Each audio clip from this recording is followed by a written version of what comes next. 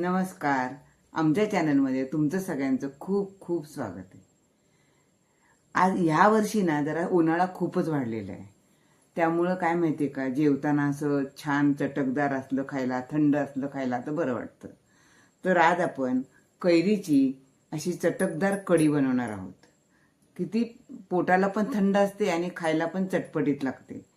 तर त्यासाठी काय साहित्य लागतं आणि ती कशी बनवायची ते आपण पाहूया.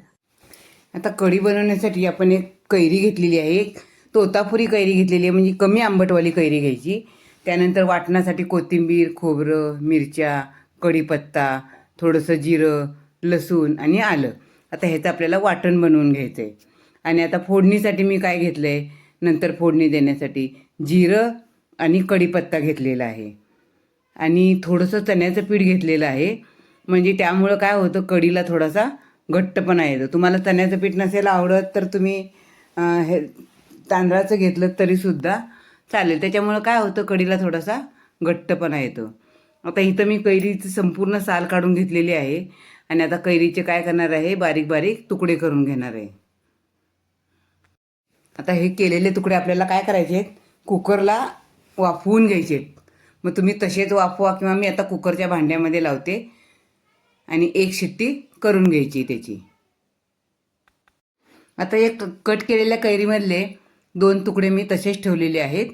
ते काय करणार आहे, मी बारीक बारीक कट करून घेणार आहे आणि नंतर आपण जेव्हा कढी आपली तयार झाली की त्यानंतर ते त्याच्यामध्ये टाकायचे. छान लागतात तसे, तोंडाखाली म्हणजे दाताखाली येतात तेव्हा.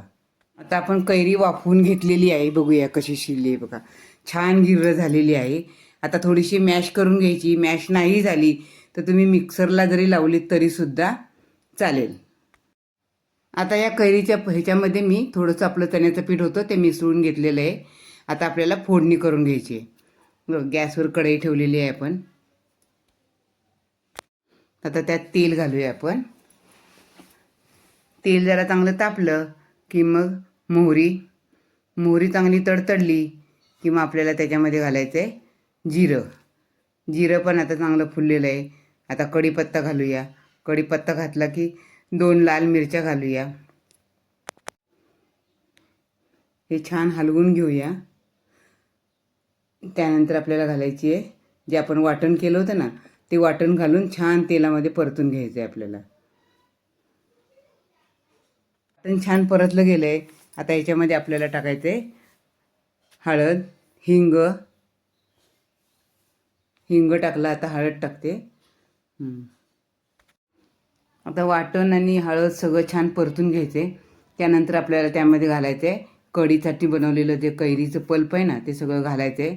त्यात थोडंसं पाणी घालायचं आहे आणि छान हलवून घ्यायचं आहे. चण्याचं पीठ असल्यामुळं ते जरा छान लवकरच घट्ट होईल उकळलं की. आता त्यात मीठ घालून घेतलेलं आहे. मीठ घालून पण 1-2 उकळ्या छान आणायच्यात. आता आपण चवीसाठी थोडीशी साखर घालणार आहोत. जर तुम्हाला आवडत असेल तर घाला, नसेल तर नाही घाला, किंवा गूळ घातलात तरीसुद्धा चालेल. पण साखर घातली, गूळ घातला की जरा चवीला छान लागतं. आता 1-2 उकळ्या आल्या की आपली कढी तयार झाली. तुम्हाला किती पातळ पाहिजे त्यानुसार मग ते पाणी करायचं. जेवढी पातळ असेल तेवढी कढी ही छान लागते प्यायला. आणि असं नाही की आजच संपवायला पाहिजे. ती फ्रीजमध्ये ठेवली तर तुम्ही दुसऱ्या दिवशी जरी खाल्ली तरी ती कढी छान लागते. एकदम तोंडाला चव येते एकदम. नक्की अशी कढी तुम्हाला आवडली असेल ना तर नक्की करून बघा. चवीला खूप चांगली लागते. आता यामध्ये आपल्याला जे आपण छोटे छोटे तुकडे कैरीचे करून ठेवले होते ना, ते यावेळेला आता उकळताना टाकून घ्यायचे आहेत आणि एक छान उकळी आणायची आहे. हे कैरीचे तुकडे ना दाताखाली आले की खूप छान लागतात. तुम्ही नक्की असं कैरीचे तुकडे टाकून बघा. आता आपण हे कैरीचे तुकडे टाकून घेतलेत ना, आता ह्याला आपल्याला एक छान उकळी आणून घ्यायची आहे. हे बघा कशी छान उकळी आलेली आहे आपल्या. आता ही कढी तुम्ही भातासोबत खाऊ शकता किंवा चपातीसोबत खाऊ शकता किंवा नुसती पिली तरीसुद्धा छान लागते. आता हे बघा मी बाउलमध्ये काढून घेतलेली आहे. थोडीशी कोथिंबीर टाकून गार्निशिंग करून घेऊया. आता मी या कढीसोबत मसाले भात केला आहे. कढी, आंब्याचं लोणचं आणि मिरचीचं लोणचं असा बेत केलेला आहे. तुम्हाला जर माझा बेत आवडला असेल तर नक्की मला कमेंट करून सांगा. माझ्या चॅनलला लाईक करा, शेअर करा आणि सबस्क्राईब करायला विसरू नका. नेहमीच्यापेक्षा वेगळी कढी आहे ही.